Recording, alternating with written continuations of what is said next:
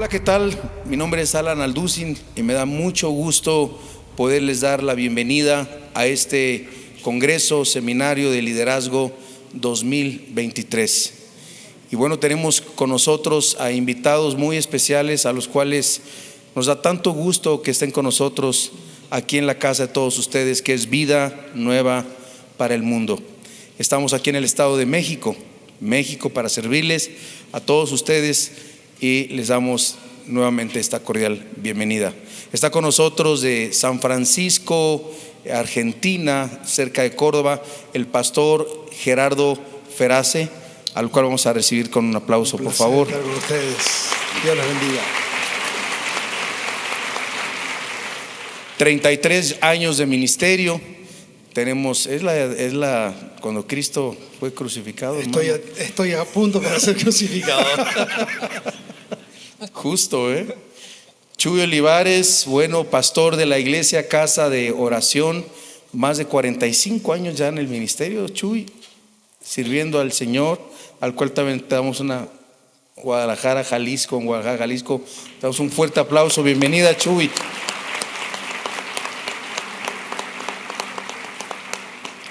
A mi amado padre, al doctor Armando Alducin, presidente y fundador de Vida Nueva para el Mundo, también te damos la muy cordial bienvenida.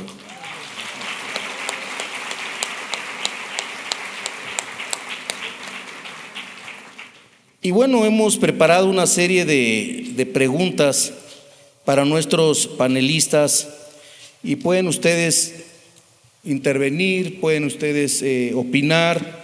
Y realmente pues la pregunta va dirigida para ustedes tres. Y en este tiempo donde hay una crisis de liderazgo espiritual, vemos nosotros que estamos enfrentando muchos peligros. Y cuando las iglesias no son fuertes, cuando las iglesias no son unidas, espiritualmente hablando, pues comienza a derrumbarse la sociedad, comienza a derrumbarse lo que es el entorno familiar y la fortaleza familiar. Con tantas enseñanzas que la iglesia está enfrentando y tanta doctrina falsa que la iglesia está enfrentando, la primera pregunta sería: ¿qué es el liderazgo espiritual? Y si alguno de ustedes quiere tomar esta pregunta, adelante. Gerardo, todos con Chuy. Muy bien, todos con Chuy. Estamos todos con Chuy. Sí. Si se pone difícil la cosa, con el hermano Chuy. Muy bien. ¿Qué es el liderazgo espiritual, Chuy? Bueno, sin duda que la respuesta a qué es el liderazgo espiritual es un liderazgo que observa, se sujeta, le bastan las sanas palabras de Jesucristo para ser iglesia, para pastorear, para ser un discipulador. Eso es lo que creo que es una definición de un liderazgo espiritual.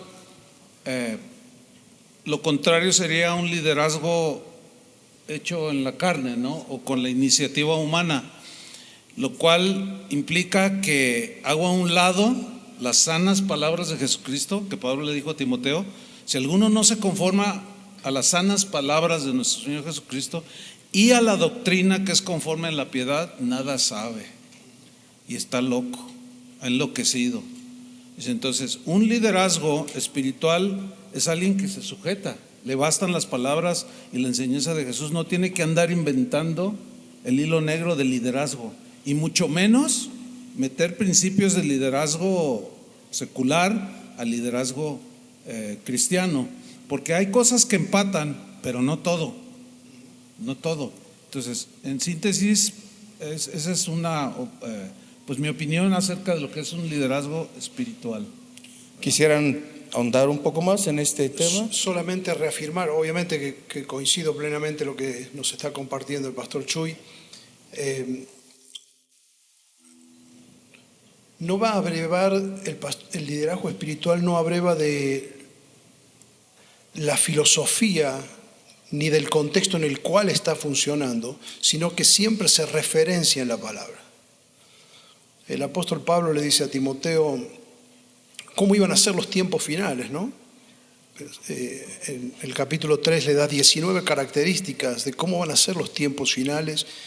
Serán tiempos peligrosos, le dice él, y termina diciendo, y van a ir de mal en peor. O sea, él no tiene una visión optimista del futuro. Y en ese contexto le dice, pero tú. Y el liderazgo empieza a ser el pero en la sociedad, el liderazgo espiritual. El hombre de Dios es el pero en un mundo en decadencia.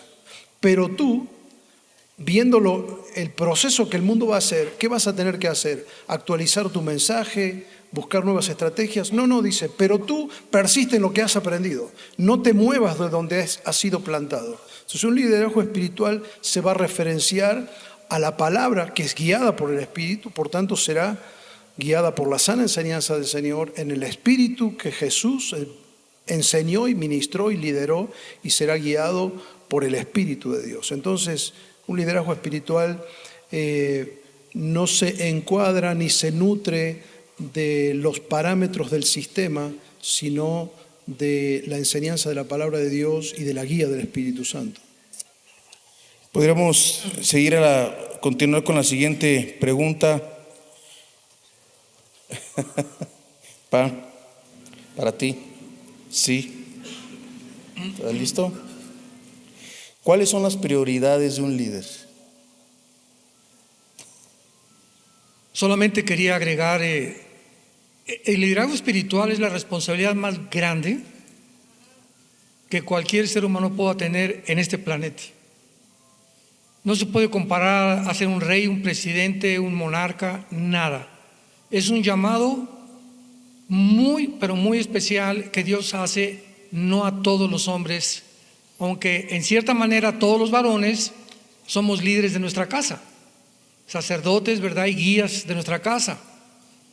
Pero cuando hablamos del liderazgo espiritual dentro de la iglesia, ¿verdad? Dentro de algún ministerio, es un ministerio muy sufrido.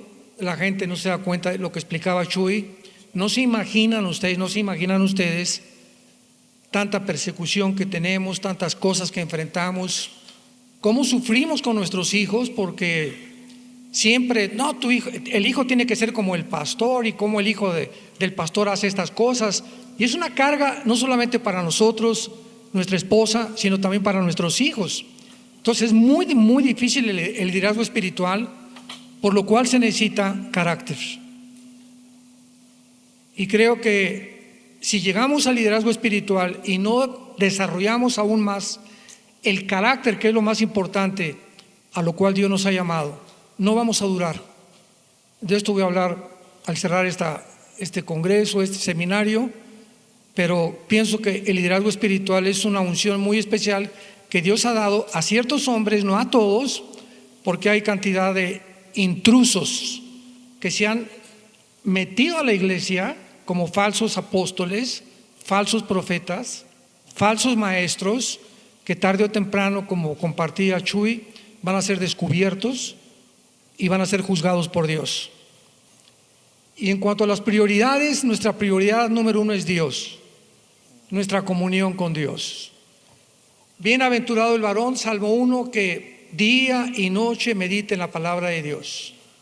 Será como un árbol plantado ¿dónde? Plantado aquí, en la palabra de Dios, porque va a dar su fruto a su tiempo y su hoja no cae. Entonces, la prioridad de un hombre de Dios no es hacer negocios. Hay pastores que están metiendo a hacer negocios, y en otras políticos, si quieren meterse en la política también. Y un hombre de Dios, un verdadero líder espiritual que Dios ha llamado a dirigir a su pueblo, es un hombre que vive en la palabra, que día y noche la memoriza.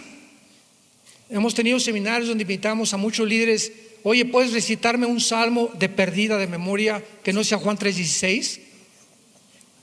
¿Sabes algún capítulo entero de memoria de la Biblia? ¿Cuántos versículos sabes de memoria en tu palabra? Porque es la cantidad de la palabra habitando en nuestra mente la que va a limpiarnos y la que nos va a caracterizar para que el Espíritu Santo use lo que tenemos en la mente y no nuestros pensamientos, sino los pensamientos de Dios. Entonces Dios tiene que ser mi prioridad. forzosamente. En segundo lugar, mi esposa. Creo que estamos de acuerdo. En segundo lugar, la esposa. En tercer lugar, los hijos. Y en cuarto lugar, el ministerio. Cualquier líder de ustedes, espiritual o pastor, que le da más importancia al ministerio que a la esposa, estás descalificado. Dice 1 Pedro 3 que si tú tienes una relación equivocada con tu esposa, no te atrevas ni siquiera a orar. Qué tremenda declaración del apóstol Pedro.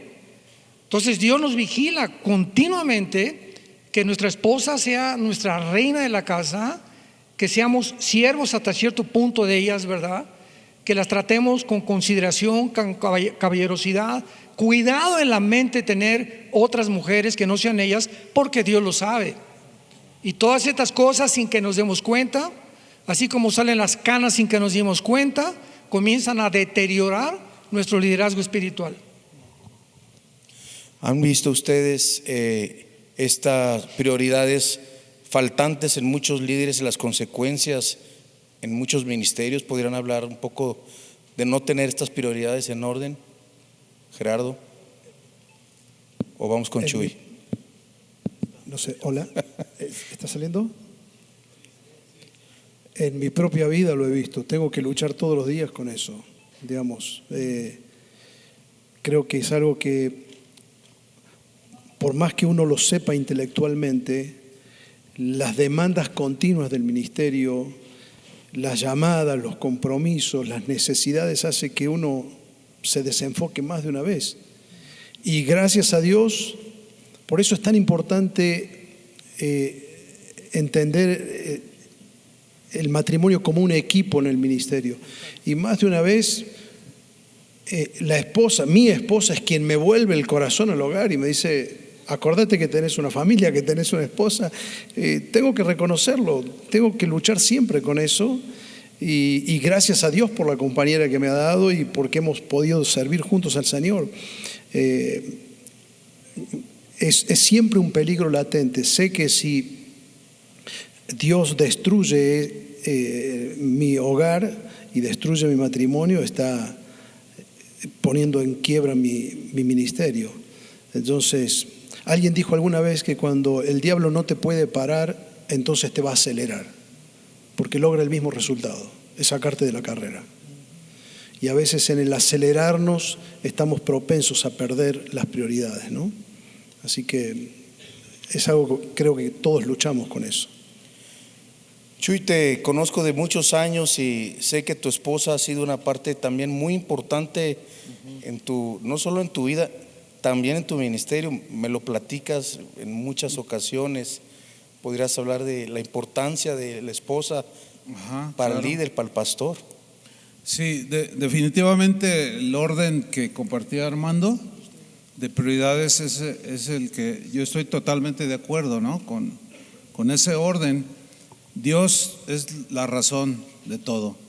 Dios es la razón de nuestra celebración, de nuestra reunión, el motivo de nuestro vivir.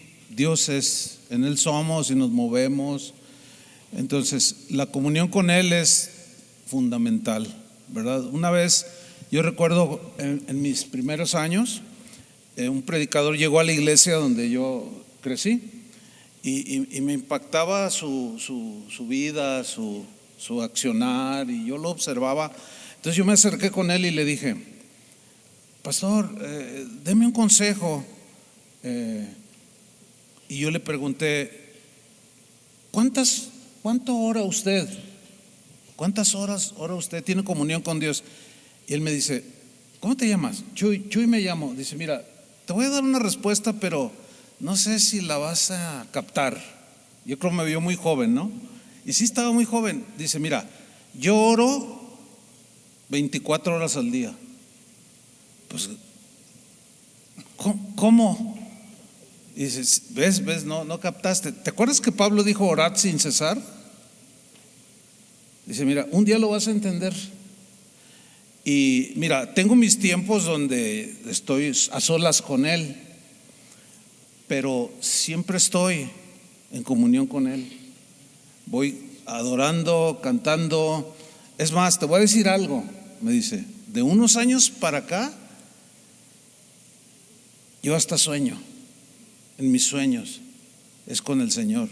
Cuando yo despierto a medianoche para ir al baño, en cuanto me levanto, un canto viene a mi mente y empiezo a cantar. Y yo, ¿cómo será eso? Pero eso es precisamente lo que Pablo estaba diciendo: orad sin cesar, o sea, es siempre una comunión continua. ¿Por qué? Porque de Él dependemos, no podemos hacer mucho o casi nada si no hay esa comunión. Luego viene la esposa. Yo en lo particular testifico que es una bendición la mujer. La esposa es una bendición. Hay gente que nos ha pues queriéndonos ofender, ¿no? Porque uno capta la intención. Dice, no, una vez alguien me dijo, tú eres feminista, pero no en el concepto de hoy, ¿no? Sino, le dije, ¿por qué? Ustedes defienden mucho a la mujer. Le digo, es una bendición de Dios la mujer. No, pero fue la primera engañada. Y empieza ahí la discusión. Le digo, bueno, mira, yo no sé cómo te ha ido a ti. Le digo, pero Dios a mí me bendijo una mujer espiritual, una mujer que yo le tengo un montón de respeto. Pero en mis primeros años de casado, yo había escuchado que debíamos de hacer equipo y recibí algunas enseñanzas, pero ya en la práctica es distinto. Y ella, desde que nos casamos hasta el día de hoy, ha sido un elemento muy importante en mi vida como pastor, porque es una mujer muy espiritual. Dios le ha dado dones. Es una mujer con un discernimiento tan fuerte, profundo, que me conoce. Entonces, para un hombre, fíjense, a mí Dios me desafió, porque aunque ella se convirtió, ella se convirtió un jueves, transcurrió una semana y yo me convertí, nacido no una semana después que ella. Entonces estamos a la par, crecimos a la par, pero siempre vi en ella unos detalles muy espirituales, de una mujer espiritual, a tal grado que ayer le contaba al pastor Gerardo que cuando el Señor nos envió a Argentina, que me habló a mí, me dijo, quiero que vayas a Argentina. Y yo, ¿cómo le digo? Sí voy, Señor, pero ¿cómo le digo a mi esposa? ¿Cómo le digo? Es que son tantas cosas. Entonces pasaron unas semanas y yo rondaba ahí en la cocina y estaba cocinando y me vio, ¿qué? Te noto inquieto, me dice, ¿me quieres decir algo? Y yo no le dije que sí, le dije, bueno, es que, dice, sí, ya sé, nos vamos a ir a Argentina. Y yo, ¿qué dijiste? Sí, que nos vamos a ir a Argentina. ¿Y cómo sabes? Hace 2 meses que el Señor me habló. Yo creo que nos habló igual, pero ella lo entendió primero. Claro, ella ha entendido el orden de autoridad. No compite conmigo porque es una mujer con muchos talentos y dones. Y ella ha respetado mi liderazgo y yo la respeto a ella. Ha sido una bendición. Y le mando saludos. Mi esposita. Le mandamos saludos. Entonces,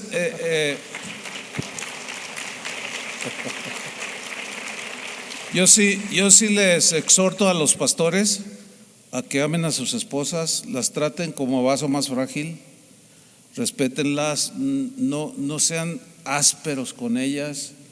La mujer es muy sensible y no podemos tener actitudes hacia ella más que de cuidado y de respeto, así como Cristo amó a la iglesia. Cristo es nuestro estándar de cómo debemos de cuidar a nuestra esposa, así como Él cuida a nosotros como su esposa.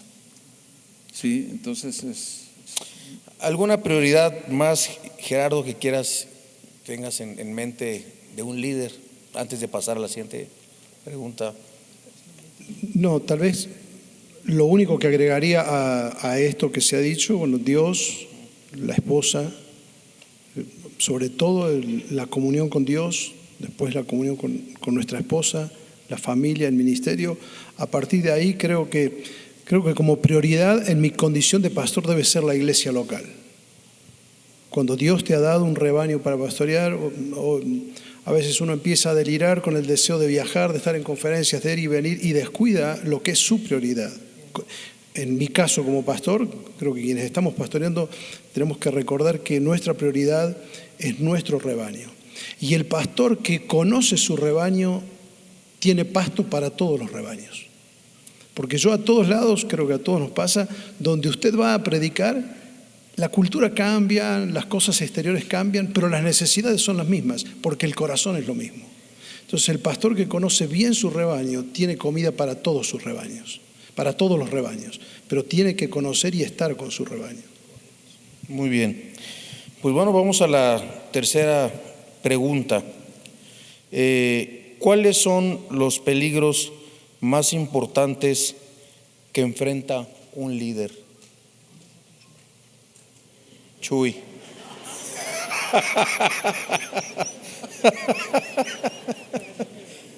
Chuy. Como dicen los niños, todo yo.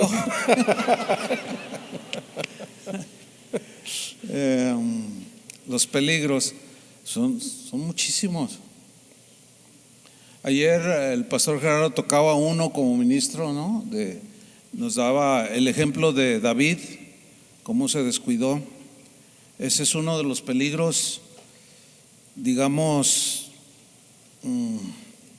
más notorios, porque destruyendo la familia pastoral o al pastor, se destruyen muchas vidas.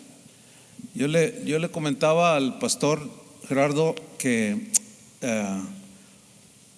en mi vida ministerial he tenido algunos episodios. Voy a contar uno, me cuesta trabajo, pero lo voy a contar. Una vez yo terminé de predicar y se juntó la gente para pues hablar y que orara por ellas. Entonces se me acerca al final una señora y así sin más ni más me dice: pastor, yo quiero estar con usted. Así, me dijo en otras palabras, yo lo estoy suavizando, ¿no? Entonces, cuando me dice eso, yo empiezo a ver alrededor y ubico a mi esposa, que estaba como a 20 metros, y en eso pasa una chica y le digo: ven. La mujer se quedó de espaldas y yo me adelanto y le digo: dile a Vicky que venga, pero ya. Entonces va la niña y le dice, y yo viendo, y le dice que el pastor. Entonces mi esposa gira, me ve, y yo le digo: ven. Entonces se deja venir y le digo a la señora, le digo: ¿me quiere repetir lo que me acaba de decir delante de mi esposa? Y me dice: no, ¿qué le dije? Yo no le he dicho nada. Le digo: no, sí, tú me dijiste esto y esto y esto. Entonces mi esposa le dice: ¿tú dijiste eso? Es que no. Y se quebrantó la mujer. Entonces mi esposa la abrazó y le dijo: no, esa no es la manera de tú tener un hombre o un esposo. Y le empezó a ministrar. La verdad, a mí por eso les decía que mi esposa es muy espiritual, porque a lo mejor, no sé, yo esperaba algo más, así como no, que la abraza y le empieza a aconsejar, y yo escuchando todo lo que le estaba diciendo. No, mira, Dios te va a dar un hombre, pero fíjate lo que tú puedes provocar. Le empieza a ministrar y a ministrar. Terminó llorando, pidiéndonos perdón a los dos. Duró años en la congregación, jamás volvió a hacer una insinuación, pero eso suele suceder.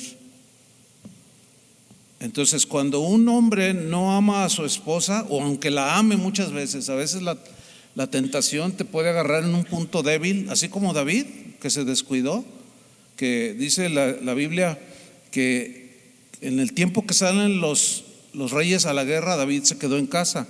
Entonces él dejó de hacer lo que tenía que estar haciendo. Era tiempo de guerra en ese momento. Entonces en ese desfase tuvo ese episodio que fue muy doloroso. Entonces ese es uno de los peligros, pero pues también el dinero. O sea, en realidad son muchas cosas. Yo estaba hablando con Alan hace años, cuando empezábamos allá los años 80. Una vez se acercaron conmigo unos de una editorial muy conocida de todos y me dijo, pastor, te queremos ofrecer un contrato para que escribas 2 libros por año. Mira, nosotros en el primer tiraje sí o sí vendemos 100,000 mínimo, y si te vamos a dar $2 de regalías por cada libro. Entonces, como vas a escribir 2 al año, tú vas a ganar seguros $400,000 al año. Y si lo que escribes es un bestseller, Dios te va a bendecir, me dijo.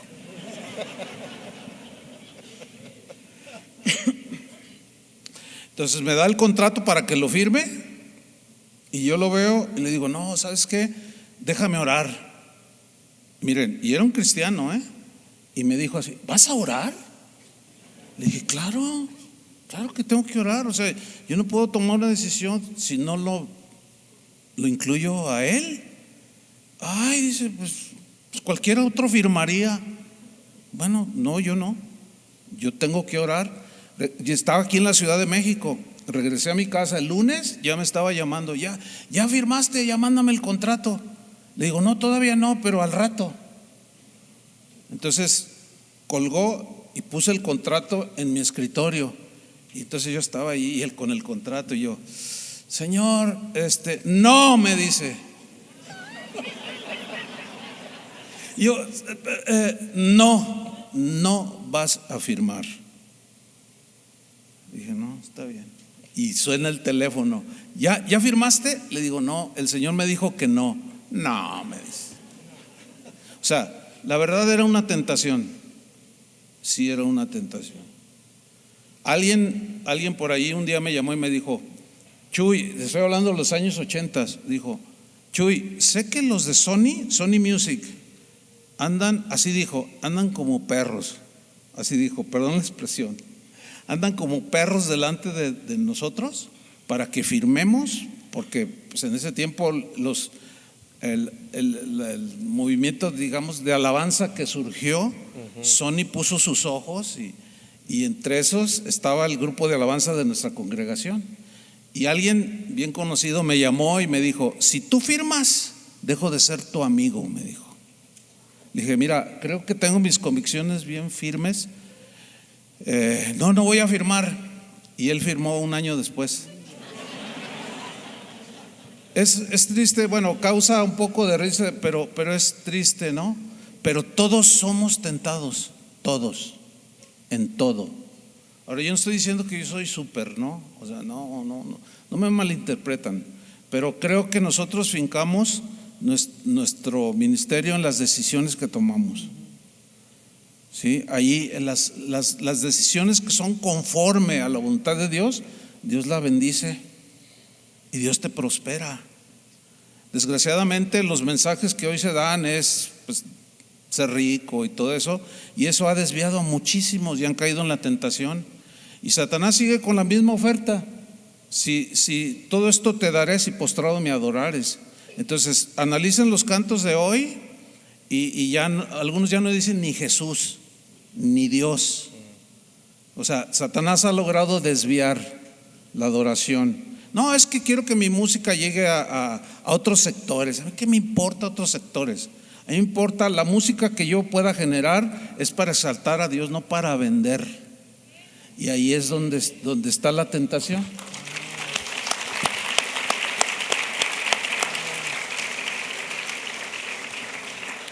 Muy bien, pues hay dos peligros, el dinero, ¿verdad? Y la sexualidad son dos peligros. Dijiste, hay muchos peligros. Pudieran pensar, El Gerardo, orgullo. el orgullo, algunos otros peligros, algunas circunstancias que ustedes han atravesado, Gerardo. Peligros del En liderazgo. términos generales, creo que lo primero es atender a la realidad de que los mayores peligros están adentro. A veces cuando nosotros pensamos que lo importante es cuidar afuera, el primer enemigo es nuestro propio corazón. Sobre toda cosa guardada, cuida el corazón. Ten cuidado de ti mismo, le decía Pablo a Timoteo, a pesar de que había tantos peligros y le dijo todos los problemas que iba a enfrentar, pero se lo dijo a los ancianos de Éfeso en Troas cuando les dijo, velen por ustedes y por el rebaño. Entonces, los podría categorizar en dos. Primero son aquellos de la vida personal, los internos, los que han mencionado, y luchamos con lo que lucha toda persona. Un pastor no es una persona diferente a cualquier persona. Tenemos una naturaleza caída que heredamos del Edén, con la cual tenemos que luchar todos los días por la gracia de Dios y necesitamos de la gracia de Dios para llevar una vida de victoria. Y agregaría tal vez la importancia dentro de los peligros que hay en el ministerio es quedarse solo.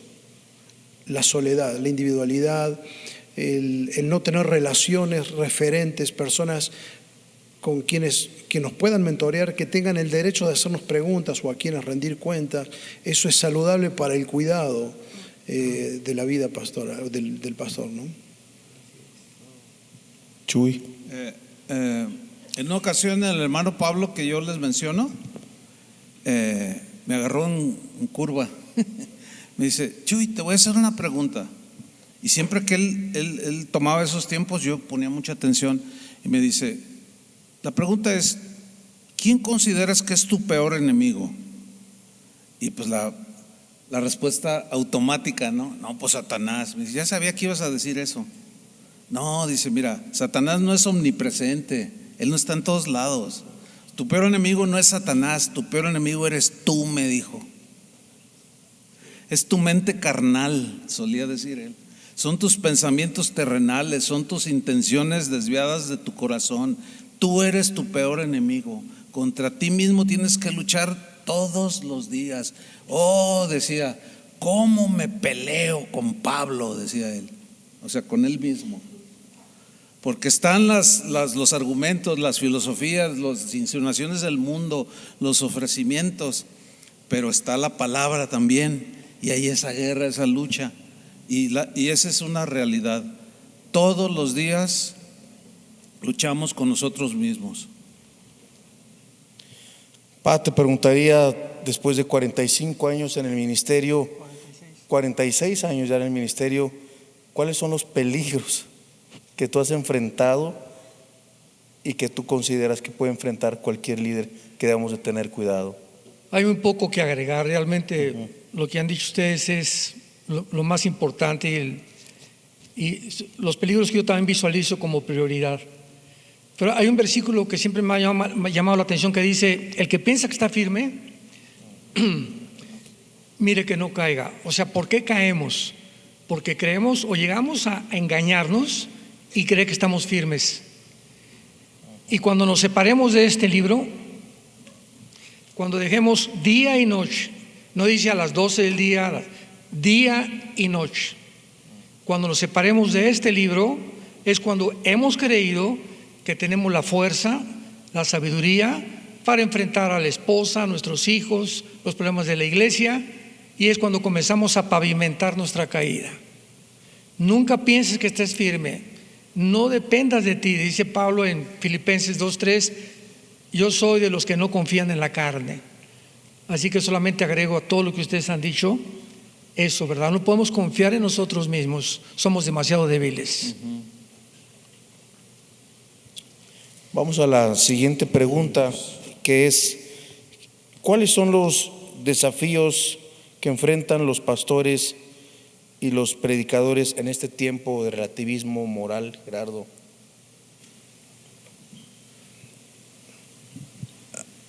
Por un lado, bueno, tal vez tomaría como marco de referencia 2 Timoteo 3 y 4. Lo primero que diría es, uno de los desafíos es que el predicador, el pastor, debe conocer la realidad del mundo en el cual está. Pablo le empieza el capítulo 3 diciendo, también debes saber esto, y esa palabra debes, el término griego es la misma que Jesús le dice a Nicodemo, es necesario nacer de nuevo. No le dice, sería bueno que te informes de cómo es el mundo, la realidad en la que estás. No, el pastor tiene que ser una persona que está siempre actualizada de la realidad.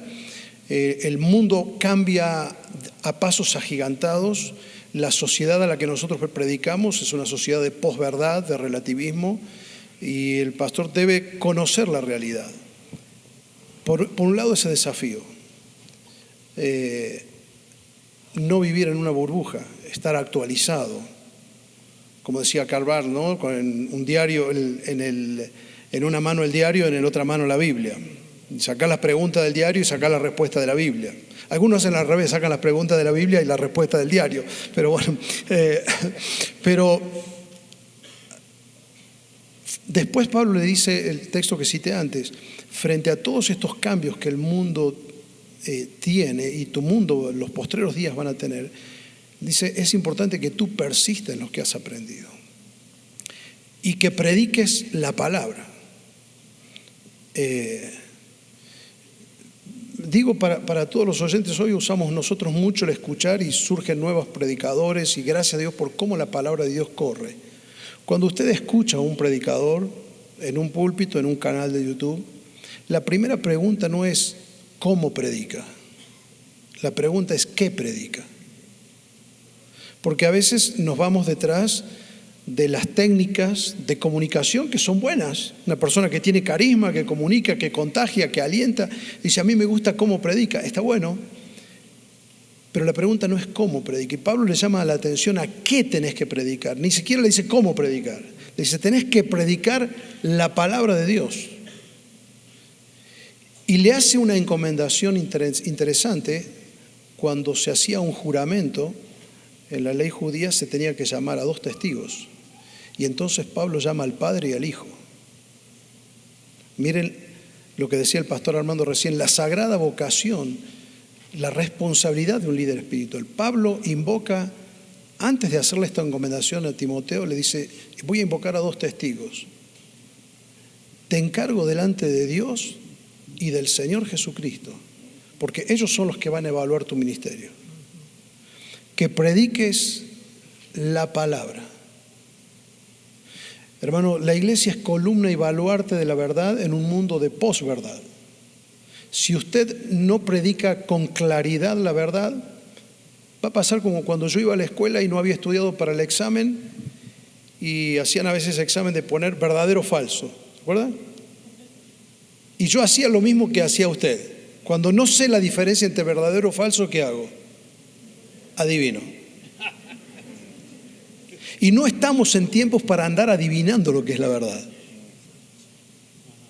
La verdad ha sido revelada en su palabra. La palabra es la autorrevelación de Dios. Y por eso es tan sagrado que el pastor predique la palabra, porque si yo distorsiono la revelación, lo que estoy haciendo es distorsionando a Dios mismo. Entonces, ya no estoy predicando el Dios verdadero de la palabra, estoy predicando mi imagen distorsionada de Dios. Entonces creo que uno de los desafíos es que volvamos a la fuente de autoridad que sostiene la vida de la iglesia, entendiendo la iglesia como columna y baluarte de la verdad. Comprendamos los tiempos, estemos atentos a las realidades, estemos actualizados en la tecnología, en las nuevas necesidades que el mundo tiene, pero nunca negociemos el mensaje de la palabra de Dios. Bien, en estos tiempos de relativismo moral, ¿cuáles son los desafíos que enfrentan los pastores? Chuy, a ver. Bueno.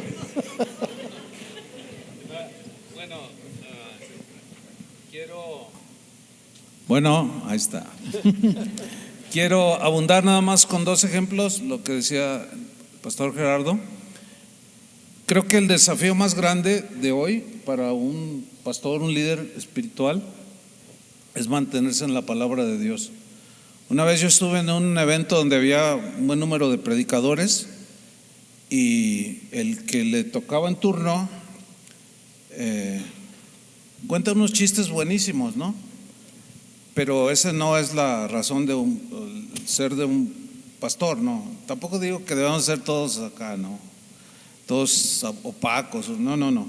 El asunto fue que él dice, vamos a leer un versículo porque aquí hay 2, 3 teólogos que si uno no menciona la Biblia se escandalizan, ¿verdad? Entonces vamos a leer, a ver, déjenme ver, a ver. Así le hizo. Éxodo tal. Y empezó a leer. Entonces agarra la Biblia y la cierra así. Y dice, pues ahora lo nuestro. Ya leí, eso para que el teólogo ya quede contento. Y es uno bien conocido. No voy a decir el nombre porque no hay que atacar a la persona, sino el argumento, ¿verdad? Entonces, obviamente que es una ofensa a Dios. Es una ofensa a los oyentes. Pero el problema es que los oyentes aplaudieron. Eso es lo lamentable. Y otra, estaba un predicador hablando y de pronto dijo algo que rayó en la herejía. Era una herejía. Y pues yo creo que vio la reacción de algunos que estábamos pues así. ¿Qué dijo? Entonces dice, sí, ya sé que lo que acabo de decir no está en la Biblia, pero lo digo yo. Y todos, ¡ah! O sea, en lugar de procesar, los cristianos aplauden. Eso es muy lamentable. Entonces es un desafío cada vez que nos subimos a un púlpito o que le hablamos a alguien, que sea la palabra. Pienso que ese es el desafío más fuerte en estos tiempos, porque se ha diluido muchísimo.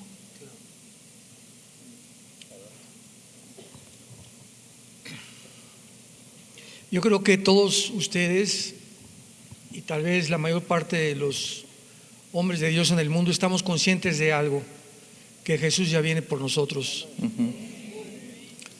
Hay un sentimiento en el aire, en la dimensión espiritual.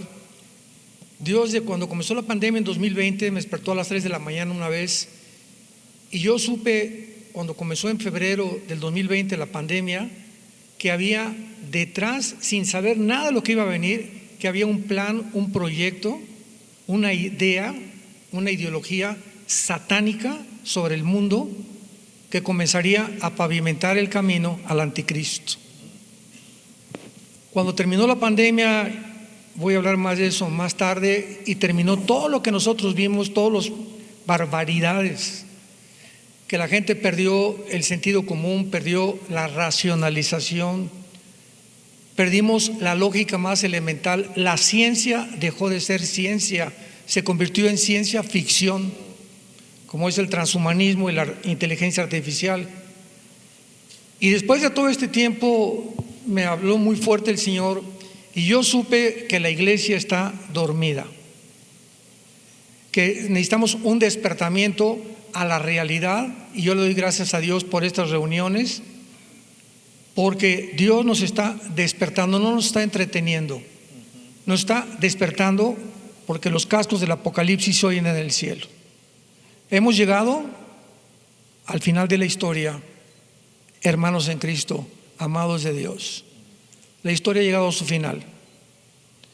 Y si no estamos conscientes de la realidad de lo que está pasando en el mundo, las guerras, todo tiene una razón de ser, no vamos a poder usar tampoco la Biblia para poder buscar en la Biblia la relación y las partes que necesitan conectarse con los eventos que estamos presenciando como testigos de Dios, para poder decir, Padre Santo, es que tú tienes todo cronológicamente determinado para que podamos nosotros tener paz y saber que el dólar va a caer, el petróleo va a caer, las cosas van a ir de mal en peor. No hay tal cosa como un avivamiento, Argentina para Cristo, México para Cristo, que se comenzó a predicar hace algunos años.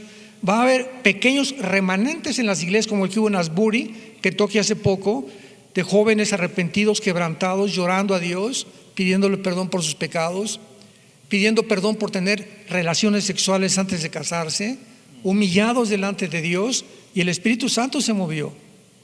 Entonces creo, Alan, que ese es uno de los peligros que estamos enfrentando. No estamos conscientes del mundo que nos rodea, ni del satanismo tan grande que se ha levantado, donde el diablo ya se quitó la máscara y está actuando descaradamente.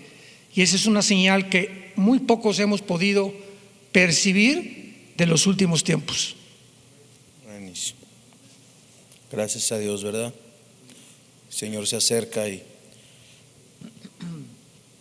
¿algún otro comentario más? Seguimos a la siguiente pregunta. Ok, muy bien.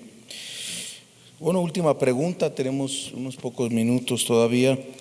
¿Qué consejo le darían a un líder con respecto a los problemas de relaciones que surgen muchas veces en el liderazgo? Celos, críticas, competencias. Gerardo. El primer consejo es que escuchen el mensaje que acaba de predicar el pastor Chuy. Creo que está resumido. Solucionaríamos gran parte del problema. Uno de las cuestiones con las que se lidia en el ministerio son las cuestiones de relaciones. Me encantó lo que compartió el pastor Chuy, especialmente hablando de la vida de David. Me recordó un libro de Gene Edwards, que es un novelista que hace una novela, El perfil de tres monarcas, un libro que lo recomiendo, de Absalón, de Saúl, David y Absalón.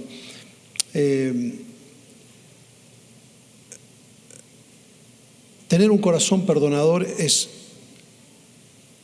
esencial para un siervo de Dios. ¿Cuánta gente ha quedado fuera de la carrera por el resentimiento? Es verdad que siempre van a surgir críticas, dificultades, lo dijo recién el pastor, van a haber Saúles. Entiendo que cada vez que Dios quiere levantar un David, le tiene que poner un Saúl al lado. Es más, no habría un David. David no hubiera sido David si Saúl no era Saúl. Y a veces Dios levanta a esas personas para matar el Saúl que todos llevamos adentro. Porque todos tenemos la tendencia, cuando llegamos al liderazgo, de proceder con autoritarismo, creernos ciertas cosas que no somos. Hay en el libro ese de Gene Edwards una escena donde comienza el golpe de Estado, que comienza en Hebrón. Absalón, los tres perfiles son interesantes porque David está entre Saúl y Absalón. Saúl es el liderazgo dominante, es cuando la persona está surgiendo y tiene a alguien arriba que no lo deja surgir. Pero con el caso de Absalón le pasa al revés, es cuando la persona llega al liderazgo y tiene abajo a alguien que le está serruchando el piso. No sé, ¿usan esa expresión aquí? Entonces, el corazón de David se forma entre esos dos extremos. Cuando vas creciendo y estás bajo un liderazgo abusivo, y cuando estás en la responsabilidad de liderar y tenés personas que no son leales. Y ocurre un momento cuando David está hecho en forma de novela, ¿no? Pero David está en la terraza y le dan el informe de que Absalón empezó la revuelta en Hebrón. Y el consejero Aitofel le dice al rey, le dice a David, el momento de aplastarlos es ahora, porque si ellos llegan a Jerusalén va a ser un río de sangre y van a ser más fuertes. Así que ahora que está empezando la rebelión, hay que ponerles el pie encima. Y David se da vuelta y le dice, yo no fui un Absalón en mi juventud, así que no voy a ser un Saúl en mi vejez. Las personas que son Absalones cuando son jóvenes, cuando llegan al liderazgo son Saúles. Así que no te preocupes por los Saúles. Siempre que Dios tiene que formar un siervo de Dios, necesita poner un Saúl. La buena noticia es que cuando Dios quiere levantar un David, lo va a hacer a pesar de los Saúles. Que a Dios lo que le importa es nuestro corazón, ¿no? Lo que es lo importante.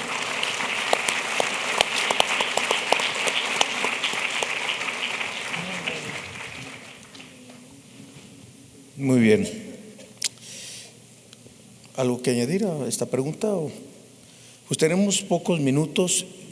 Quisiera pedirles que nos despidieran con algo que Dios ponga en su corazón con respecto al liderazgo, últimos consejos. Si tuvieran a sus discípulos, a sus ovejas delante de ustedes, ¿qué es lo que les dirían? ¿Qué serán sus palabras? Chuy.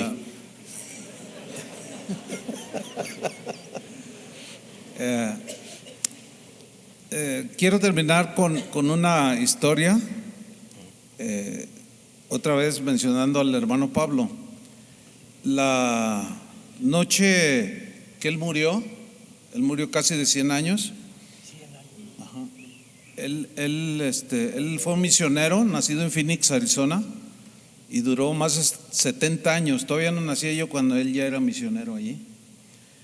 Y cuando él estaba ya en sus últimos días, había 3 hermanas que yo no conocía, no eran de casa de oración, pero que lo fueron a visitar. Entonces él muere esa noche. Yo ignoraba todo esto que les estoy contando. Entonces ya en el funeral, a mí me había dicho que ya de un tiempo atrás, que yo oficiara si él se moría primero y que predicara la palabra, que no hablara de él, ni de sus logros, ni que vaya, entre otras cosas, y entre paréntesis, él fue campeón olímpico por los Estados Unidos de voleibol. Fue primera trompeta de la orquesta de Phoenix, Arizona. Y cuando él, muy joven, tuvo logros que todo mundo pues presume, ¿no? Dijo, no quiero que hables nada de mí. De hecho, yo esto lo sé, no por él, sino un día estando en su casa, dice su esposa, le dice, Pablo, cuéntale a Chuy, él es de confianza. ¿Qué le cuento? Bueno, abre tu Biblia. No, dice, cuéntale de que tú eres campeón olímpico. Y yo, ¿usted es campeón olímpico? ¿Cómo que campeón olímpico? Cosas del mundo. Y entonces yo dije, no, hermano, ¿es usted campeón olímpico? Bueno, sí, pero no quiero hablar de eso. No, cuéntale, Chuy. Ay, Lila, así se llamaba, se acaba de morir, ella sí rebasó los 100 años. Dice, ay, Lila, bueno, mira, cuando yo tenía 16 años me empezó a contar, fue seleccionado y dice, y tuvimos la final con no recuerdo qué país, y el punto que dio la medalla de oro, yo lo hice, me tocó hacerlo a mí. Cualquiera lo pudo haber hecho, todos estaban, pero a mí me tocó. Y pues, pero yo ya era cristiano, él se convirtió a los 8 años de edad. Dice, entonces a mí mis padres me enseñaron a darle la gloria a Dios, entonces eso a mí no me impactó ni me marcó nada. Y ya me contó, le dije, oiga, ¿me puede enseñar la medalla? Yo estaba muy interesado en ver una medalla olímpica de oro. Y le dice, ¿dónde está Lila la medalla? No sé. Y creo que la última vez la vi en un cajón ahí. A ver, déjame ir a verla. Y no la encuentro. Pero por allá está.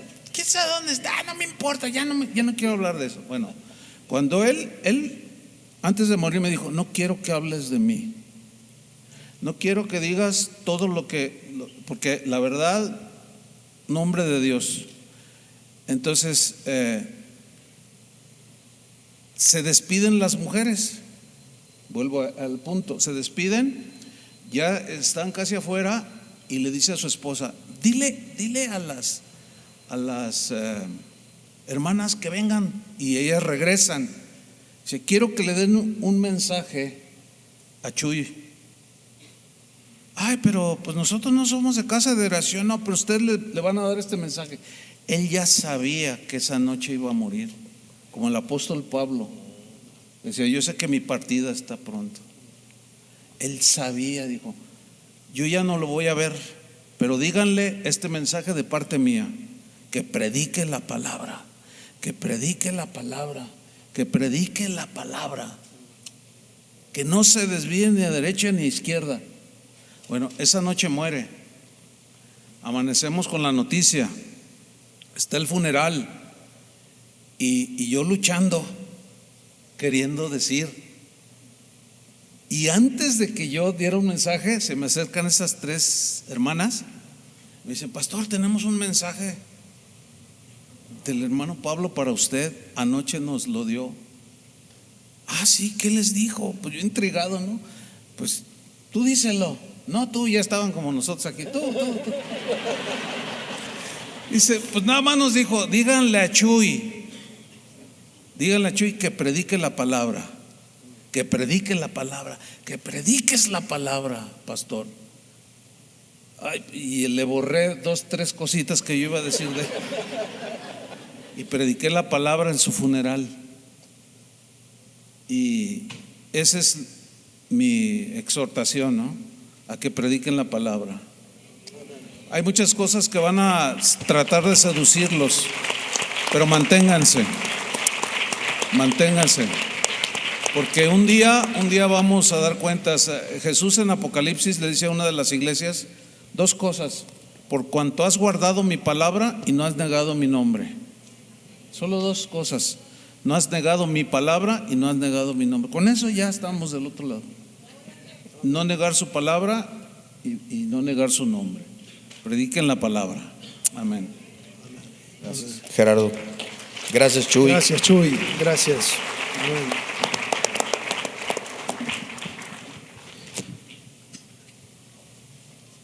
Prediquen la palabra.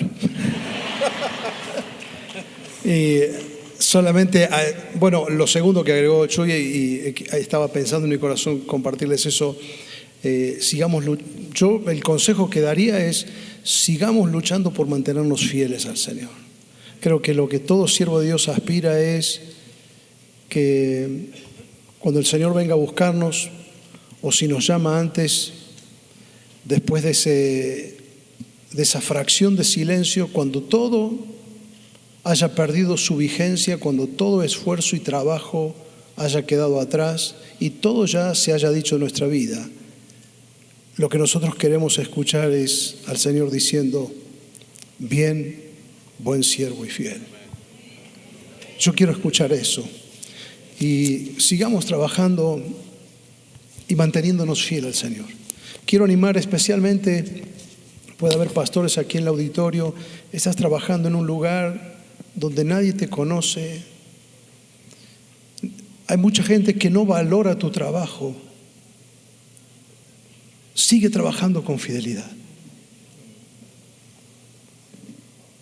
Un referente del impresionismo, Pierre Renoir se escribe. Pierre Renoir, los últimos 20 años de su vida él tenía artrosis reumática y se deformaban sus manos y no podía ya tomar el pincel para pintar. Y era tal dolor que cuando él levantaba la mano para peinarse o para llevar de la paleta al lienzo, gritaba de dolor.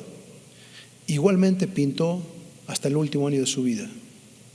Y un día Henry Matisse lo estaba viendo pintar y lo escuchaba sufrir y llorar mientras pintaba. Y le dijo: Pierre, ¿qué sentido tiene que sigas pintando a costa de tanto dolor? Y él le dijo: lo que pasa es que el dolor va a pasar, pero la obra va a quedar. Y yo te animo, hermano,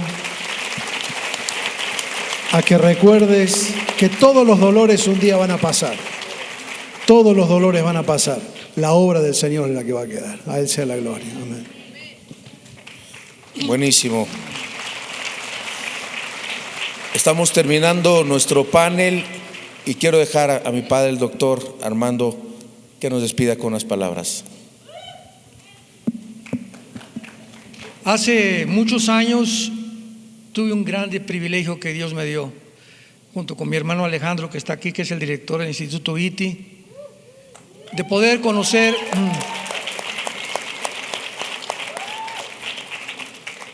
de poder convivir 2 días enteros con el más grande evangelista del siglo XX, el doctor Billy Graham.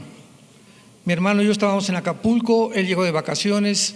Los misioneros que me estaban discipulando a mí eran vecinos de él en Montreat, Carolina del Norte, Y me dijeron, oye, fíjate que Billy pues va hasta aquí, te invito. Era mi sueño, ¿no? 1982, 1983 más o menos, esto fue. Y cuando entramos a la casa de él con su esposa Ruth, nos recibió en el elevador. Y esto con lo que quiero terminar, este año cumplo 46 años de predicar la palabra. Un año más que tú. Es que respeto. Chuy y yo casi comenzamos, somos amigos de hace más de 40 años. ¿Cómo te quiero?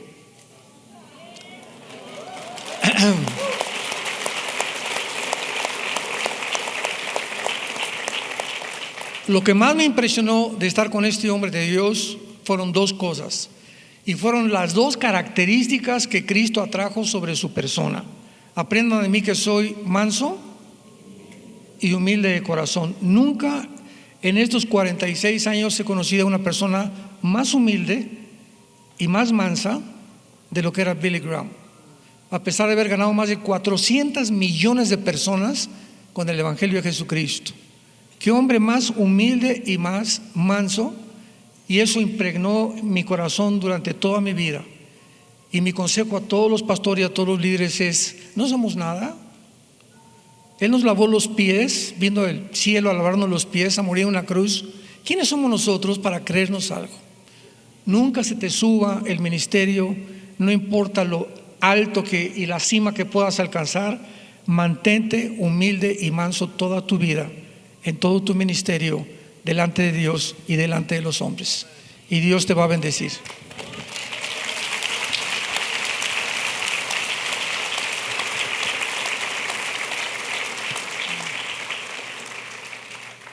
Hemos llegado al final de este panel. Ha sido de verdad un privilegio para mí estar junto a estos tremendos y grandes hombres de Dios, de mucha enseñanza, de mucha fortaleza. Esto es una producción de Vida Nueva para el Mundo. Nos despedimos de ustedes. Que Dios los bendiga, que tengan mucha paz.